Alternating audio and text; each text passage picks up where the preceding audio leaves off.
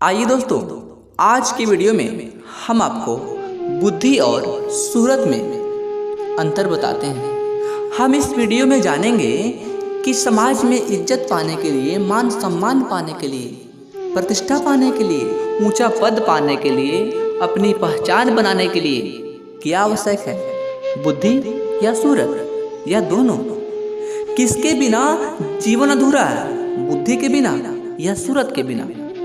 बहुत लोग इसका जवाब अपने अपने स्तर से देंगे। कुछ लोग कहेंगे कि बुद्धि आवश्यक है, कुछ लोग कहेंगे कि सूरत आवश्यक है, जबकि कुछ लोग ये भी कहेंगे कि दोनों आवश्यक है। दोस्तों, हम इस टॉपिक को एक कहानी के माध्यम से समझने का प्रयास करेंगे। इससे पहले यदि आप मेरे चैनल पे पहली बार आए हैं दोस्त, तो आपसे गुजारिश है कि प्लीज़ आप मेरे इस चैनल को सब्सक्राइब कर लीजिए, बेल आइकन को भी दबा दीजिए ताकि हमारी अगली वीडियो सबसे पहले आप तक पहुंच सके। आइए दोस्तों, कहानी शुरू करते हैं।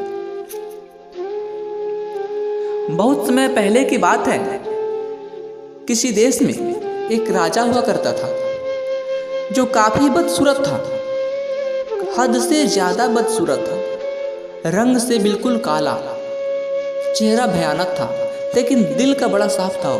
अपनी प्रजा का बहुत ख्याल रखता था। उसके जाने में किसी भी प्रजा को दुख तकलीफ नहीं होती थी।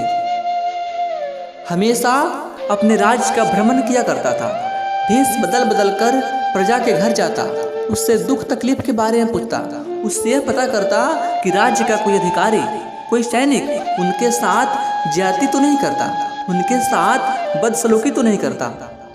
राज्य की प्रजा राजा से बहुत खुश थी।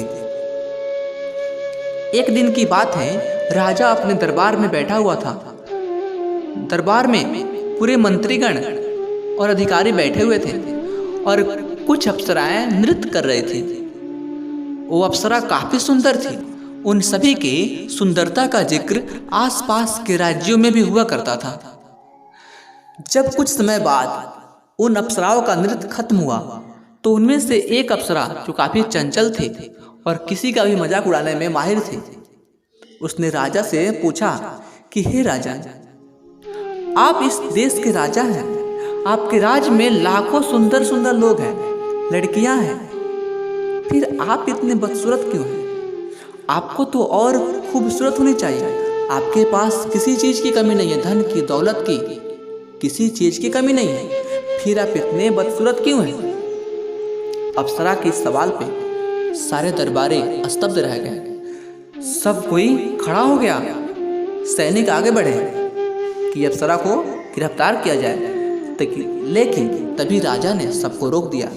बोला, ठहरो, इसमें इसका कोई दोष नहीं है, गलती मेरी ही है। उसने अप्सरा से कहा कि देखो, बात यह है कि जब हम लोग ऊपर थे, जब हम लोग भगवान के पास थे, और वहाँ पे एक तरफ बुद्धि बट रही थी, एक तरफ भाग्य बैठ रही थी और एक तरफ खूबसूरती बैठ रही थी, तो तुम जो थी वो खूबसूरती वाले लाइन में खड़े थी और मैं जो था बुद्धि और भाग्य के लाइन में खड़ा था। इसलिए मुझे सूरत नहीं मिल पाया।